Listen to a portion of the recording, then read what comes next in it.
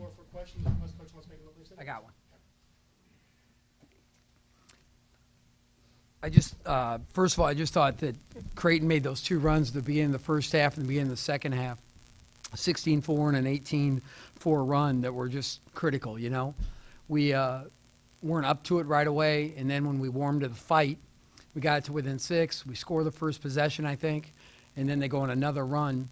And they got us a little bit of every way, whether it be in transition or they especially hurt us inside all night, which we knew was a possibility. And what was bad about getting hurt inside is that we were getting angled, you know, and so we were giving up the immediate shot. You couldn't get a double there. We got some doubles there in the first half when we were able to turn them over, but that was just a frustrating night. Those two runs really hurt us. With that, we'll take any questions.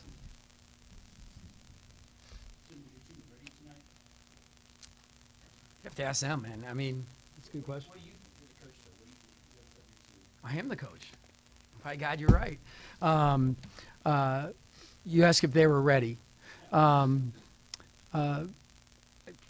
They were prepared. Did they know what they were getting into? I don't think every guy knew what he was getting into. It's what we talked about in the presser yesterday, that we only have 3 guys that have ever experienced this, and there'd be a blissful ignorance, hopefully, with the rest of them. But, you know, we didn't get one of the freshmen to play, you know, I thought, in a positive manner. Michael warmed up a little bit late when he got more time. But I think that's a question you have to ask the guys. Were they ready for what they were about to endure? You know, I didn't have any sense they weren't ready, I guess. I didn't, you know, I knew it'd be a very difficult matchup.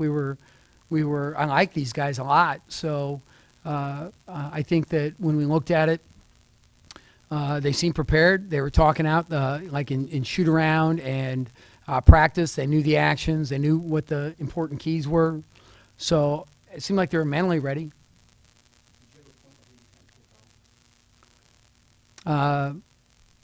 Just trying to make sure that, you know, we maybe take it up a notch. And, you know, that's the way it goes sometimes. But I didn't curse or anything like that. I thought there was a couple of illegal screens that had cost us points consecutively that, you know, weren't called. And you know, you just try and get your team going, too. Yeah, it didn't hurt us, I don't think, that much. They missed one of the 2, and then we end up at 6 by half. So, I mean, we were dead in the water before that lead. What was your strategy at the end, the last 2 or 3 minutes? Well, I would say that we were trying to press foul, hope they make, you know, Michigan State last year, the last 3 minutes of the game, did the whole thing. Almost regret not doing it sooner. They weren't making a lot of foul shots. Dirk, what were they at the end there? From the line? You don't know? Could you check? No. When we started fouling.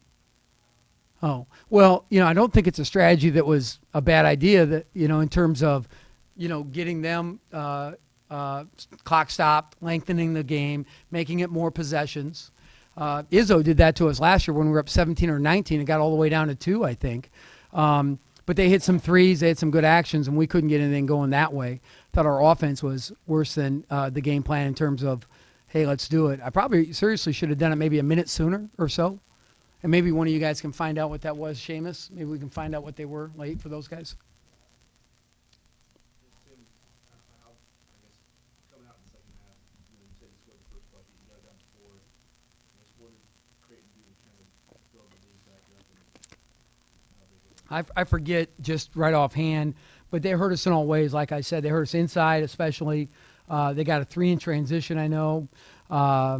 We had a couple turnovers and missed a couple open looks too. But, you know, we just, at the end of the night, I don't think our defense was up to par. We rarely let a team shoot above 50%, and they shot 51.5, something like that.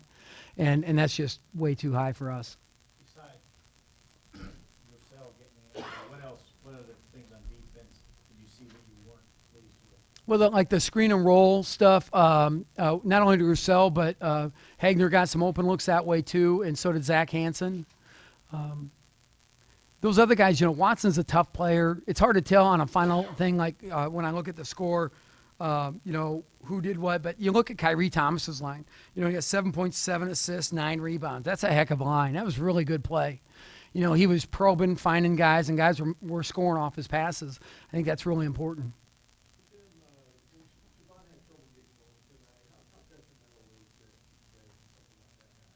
Well, we talked to Siobhan too on that, and I'm like, Siobhan, what do you think? And to his request, he's like, hey, just get me involved and let me see what I can do for others too and create for other guys, because they're throwing 2 and 3 bodies at him. And, I thought we got some decent looks. Unfortunately, Andrew's the one guy that got going. Unfortunately, you got guys, Ty and Benny, go 1 for 9 from the arc. I think they're, better shooters than that, but that's what they are tonight. So it is what it is that way. Can compare and contrast this experience with 2 years ago? Well, 2 years ago, I probably blanked out under post-traumatic stress disorder. But this is a tough place to win. The fans are really into the game, very knowledgeable, and they're on you pretty good. And the team, I think, really plays well here. They play very well here, I think. Every time I've watched them, I thought they should, they're securing a loose ball away from winning the Arizona State game, kind of like our BYU football game. I mean, it's just one of those crazy events that happen that you don't win. And it was just messed up. You get an in-game injury at Loyola and at Indiana. Indiana can get on top of anybody like that. So I think he's got a nice team, and they really play well at home, especially. Andrew, you guys fought off the first run and got it back up forward. Do you think if things were going to get engaged, was it a play close to the end there? Yeah, well, I think our team, we stress to just always finish the game out. Finishing was one of our emphasis going into it. And when you play on the road, especially in a rivalry like this, that it's going to be hostile and there'll be some runs both ways. But myself and I think everybody included, I don't think anybody gave up on the game up until, the game was over. And that's just a mentality that we try to practice, regardless if it's a rivalry or non-conference game, whatever the case may be. So, yeah, definitely when we made that run, we thought we got our juices flowing a little bit and we would put ourselves in a good position to play well going forward. Were you surprised you fallen behind early? You played well early in the game at Villanova. You think you can go on the road and get a good start?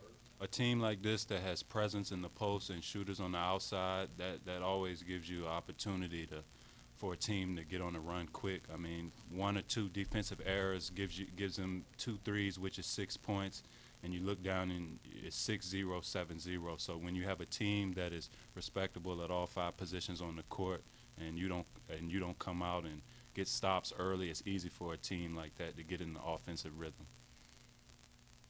Tim said to ask you guys, so I'll ask you, you guys ready to play tonight? Personally, I felt like I was ready. Looking around at my team, I thought they looked ready. It was new for a lot of people, including myself, but I think everybody's heart was definitely in it to win it. I think everybody came out with urgency. They just got a couple good bounces here or there. So, that's the best I could answer. Is I personally was ready, and I thought my team was. But the score is what represents that more than anybody's word. Siobhan, this is your last practice, guys. But what do you feeling at all?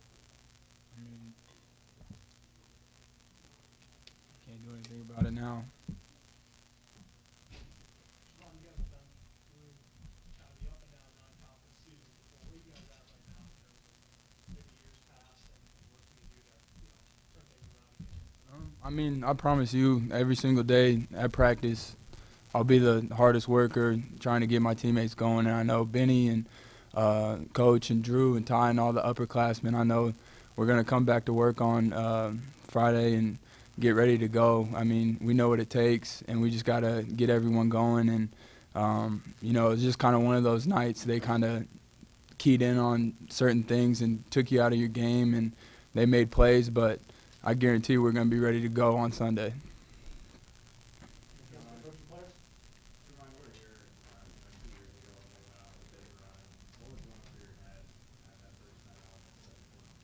Let's get a stop, get some good offense going, try to get back in the game. Just make simple plays and, keep the morale up and try to get it going. But it just never happened.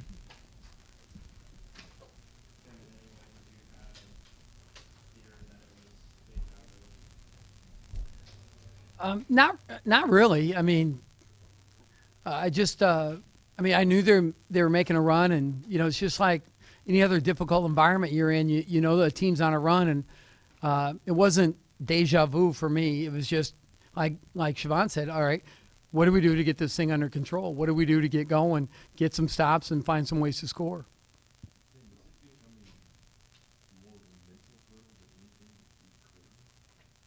I don't believe so. I think they've got a good team. Last year was the game I think I was just most disappointed in. Yeah, I just didn't. That one was the one that really hurt. We've come in and played 7 or 8 scholarship guys my first year here, and they've got the player of the year. You're going to lose some games like that, and then we played them there the next year where we were able to go to the NCAA tournament. And last year's the one I think that, this one hurts too. Don't get me wrong. They all hurt. But last year was the one, like, you hate to lose those home games. So I think Greg does an outstanding job. Obviously, he's an exceptional coach, and thought they ran their stuff. And I was just disappointed that, it was one of those nights where we didn't have everybody on the same page, like defensively and some of those things. And so, that's where we got hurt in some of those screen and roll and post defense things. Thanks. Seamus, did you get that number for me?